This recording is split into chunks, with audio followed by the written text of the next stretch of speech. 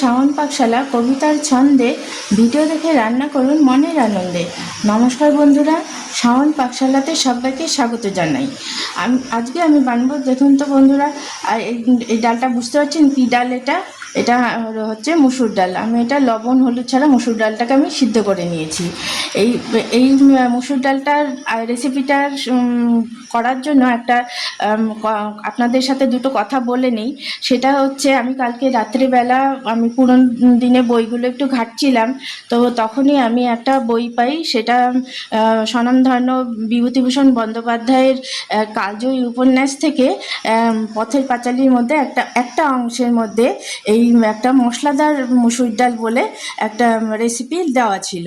তাই ভাবলাম রেসিপিটা দেখে ভাবলাম যে আমার বাড়ির ঘরে তো মোটামুটি সব জিনিসই আছে, তাহলে কেন না আপনাদের সাথে এই ভিডিওটা শেয়ার করি। সেই জন্য আমি ভিডিওটা যাতে বড় না হয়, তার জন্য আমি মুসুর ডালটা সিদ্ধ করে নিয়েছি। মশলাদার মুসুর ডালটা করার জন্য এখানে আমি পাঁচ ফোড়নের সম্বাদ দেব। সেটা হচ্ছে নিয়েছি মেথি, কালো সর্ষে, মৌরি, কালো জিরে আর সাদা জিরে। এখানে একটা মিডিয়াম সাইজের টমেটোকে কুচি করে নিয়েছি, আদাকে কুচি করে নিয়েছি, আর রসুন কুচি করে নিয়েছি দুটো শুকনো লঙ্কা, 5টা চেরা কাঁচা লঙ্কা, আর নিয়েছি এখানে তেজপাতা। এটা দুবার ফোড়ন করতে হবে, তার জন্য আমি দুবারে এটা করব। এই মশলাদার মুসুর ডালটা করার জন্য আমি প্রথমে কড়াইয়ের মধ্যে একটু সাদা তেল দিয়ে নিয়েছি। এর মধ্যে আমি একটু ঘি দেবো। আপনারা যদি চান আপনারা শুধু ঘিতেও এটা করতে পারেন।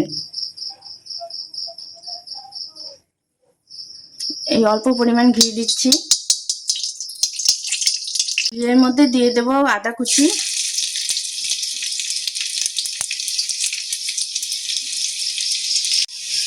এখন দিয়ে দিলাম টমেটো কুচি। আঁচটাকে মিডিয়ামে করে দিয়ে এগুলোকে একটু ভাজা ভাজা করে নেব। দিয়ে দেবো চেরা কাঁচা লঙ্কা, দিয়ে দেবো পরিমাণ মতো লবণ। আমি ডাল সিদ্ধ করার সময় তো লবণটা দেইনি, এর জন্য এখন পরিমাণ মতোই লবণটা দিয়ে দিচ্ছি। এখন আদা, টমেটো, কাঁচা লঙ্কাটাকে আমি মিডিয়াম আঁচে একটু ভাজা ভাজা করে দেবো। লবণটা এর জন্য দিলাম যাতে টমেটোটা তাড়াতাড়ি সেদ্ধ নরম হয়ে যায়, সেজন্য। আমার তো পুরানো বই পড়ার খুব শখ, এবং আমি পুরনো বই কেন, আমি যে বই পাই সেই বই আমি পড়া শুরু করে দিই। সেই ম্যাগাজিনই হোক আর যে বই হোক, মানে আমার একটু জানার খুব ইচ্ছে আর কি। সেই জন্য আমি বই নানান রকম আর্টিকেলগুলো আমি পড়ার চেষ্টা করি। তো সেটা রকম খুঁজতে গিয়েই কালকে আমি রাত্রেবেলা এই বইটা পেলাম। তো সেখান থেকে এই আজকের রেসিপিটা যেটা আমি আপনাদের সাথে শেয়ার করছি, সেটাই আপনার সাথে। ওই জন্য ওই রেসিপিটা ভাবলাম ঘরে যখন সব কিছু আছে, কেন না তাহলে আপনাদের সাথে ভিডিওটা শেয়ার করে দিই। এখন টমেটোটা নরম হয়ে গেছে, এখন এর মধ্যে দিয়ে দেবো সেদ্ধ করে রাখা মুসুর ডালটা। দিয়ে দিচ্ছি হলুদের গুঁড়ো। এগুলো তো সব পুরোনো দিনের রান্নার রেসিপি। এগুলো তো এখন মানে শুনতে পাই না যে এই ধরনের রান্না আমরা করি না সাধারণত। তো ভাবলাম এরকম একটা ইউনিক রান্না, সহজ রান্না আপনাদের সাথে শেয়ার করি। তাই জন্যই আমি আপনাদের, এবং এটা খেতে খুব চটজলদিও হয়ে যায়, ঘরে থাকা উপকরণ দিয়ে এটা হয়ে যায়। এটা গরম ভাতের সাথেই হোক, রুটির সাথেই হোক, পরোটার সাথেই হোক, খেতে খুবই ভালো লাগে। একবার ফোড়ন দিয়ে আমি ডালটাকে ফুটিয়ে নিলাম। এখন আবার আরেকটা তড়কা দিতে হবে, সেজন্য তড়কা প্যান বসিয়ে দিয়েছি। এখন এর মধ্যে দিয়ে দিচ্ছি ঘি। এখন ঘি দিয়ে দিচ্ছি, ঘিটা গরম হয়ে গেছে। এখন এর মধ্যে দিয়ে দিচ্ছি দুটো শুকনো লঙ্কা, একটা তেজপাতাকে 2 টুকরো করে নিয়েছি, সেটা দিয়ে দিলাম। এখন দিয়ে দিচ্ছি রসুন কুচি,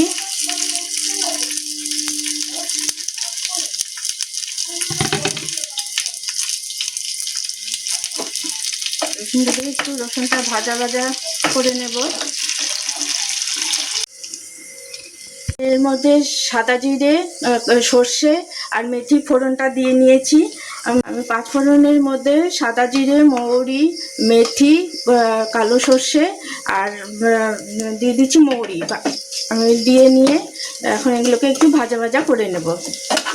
বাটিগুলোর মধ্যে একটু ফোড়নগুলো লেগে যাচ্ছিল, দিয়ে দিচ্ছি সাদা জিরেটা প্রথম, তারপরে দিয়ে দিচ্ছি কালো জিরে, তারপরে দিয়ে দিচ্ছি কালো সর্ষে, তারপরে দিয়ে দিচ্ছি মৌরি, এখন দিয়ে দিচ্ছি মেথি।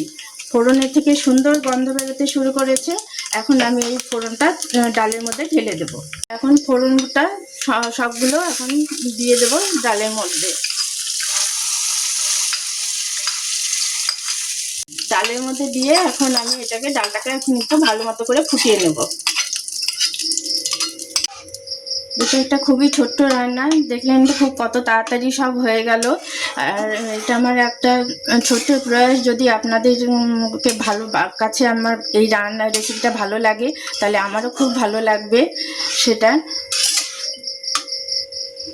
আমার মশলাদার মসুর ডালটা একদম রেডি সার্ভ করার জন্য আমি গ্যাসটাকে অফ করে দেব।